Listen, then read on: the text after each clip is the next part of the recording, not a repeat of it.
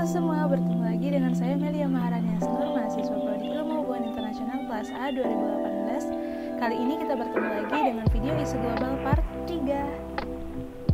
Di dalam video kali ini kita akan membahas kembali nih mengenai kemungkinan isu kebakaran hutan dan Kaltim pada tahun 2019 ini menjadi isu global. Apakah bisa menjadi isu global ataupun hanya menjadi isu lokal atau nasional saja. Kemudian di video kali ini kita juga akan membahas mengenai teori atau konsep yang cocok nih menggambarkan isu yang telah kita bahas di video part 1 dan video part 2. Oleh karena itu yang belum menonton video part 1 dan video part 2 silahkan dicek ya.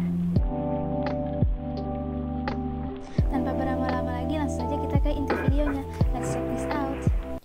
Bisakah isu ini menjadi isu global? Belum membahas dan mengetahui apakah isu kebakaran hutan dan lahan di Kalimantan Timur ini bisa berkembang menjadi isu global atau tidak. Kita perlu tahu nih 3 tingkatan isu, yaitu isu lokal, isu nasional, dan isu global. Isu lokal merupakan sebuah isu atau permasalahan yang menyangkut aspek-aspek krusial yang dampaknya dapat menyentuh penduduk lokal. Kemudian ada isu nasional, yaitu merupakan suatu masalah yang berasal dari aspek-aspek lokal dan berdampak pada negara itu sendiri. Kemudian yang terakhir ada isu global yang merupakan suatu isu atau masalah yang memberi pengaruh terhadap dunia atau internasional. Kemudian suatu isu ini dapat dikatakan sebagai isu global apabila isu tersebut merupakan sesuatu yang mengancam keberadaan negara-negara di dunia.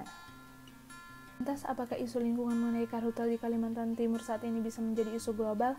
Menurut saya tentu bisa, karena kita ketahui sendiri dulu Kalimantan merupakan salah satu paru-paru dunia yang memiliki luas hutan sekitar 40,8 juta hektar. Namun sayang dilihat dari tahun 2021 ini Kalimantan sudah mengalami kerusakan alam yang cukup mengkhawatirkan sehingga lahan hijau seperti hutan pun ikut berkurang, dan apabila karhutla masih terus terjadi maka bukan tidak mungkin hutan dan lahan hijau makin terus berkurang dan rusak sehingga mempengaruhi keadaan alam baik secara nasional maupun global. Berikut merupakan data tambahan dari video part 1 dan part 2. Atau konsep apa sih yang cocok untuk menggambarkan isu kebakaran hutan dan lahan di Kalimantan Timur?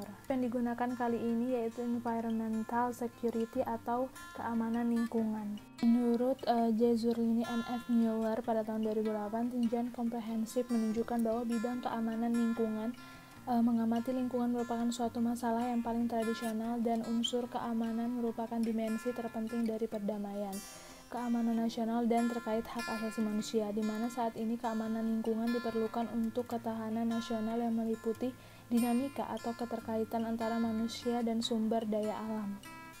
Mengapa saya menggunakan konsep environmental security sebagai suatu pendekatan? Karena saya merasa konsep ini sangat menggambarkan isu yang saya bawakan terkait kebakaran hutan dan lahan di Kalimantan Timur tahun 2019. Di mana pada konsep kali ini kita bisa menjelaskan nih bagaimana sih dampak atau penyebab dari isu tersebut. Selain itu, dalam konsep ini juga diperlukan agar keamanan lingkungan dan ketahanan nasional antara manusia dan alam bisa terjaga. Di video part 1 dan part 2 saya telah menjelaskan kronologi mengenai kasus kebakaran hutan dan lahan di Kalimantan Timur pada tahun 2019.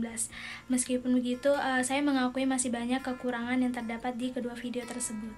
Dimana menurut saya pada part 1 itu editannya masih kurang cukup bagus, kemudian data yang ditampilkan juga masih kurang. Oleh karena itu di video part 2 dan video part 3 saya berusaha mengimprove mulai dari editan video serta data-data yang saya tampilkan. Terima kasih telah menyaksikan video saya mulai dari part 1, part 2, dan part 3 yang membahas mengenai isu kebakaran hutan dan lahan di Kalimantan Timur pada tahun 2019. Lebih dan kurangnya mohon dimaafkan. Jangan lupa di like, komen, dan subscribe ya.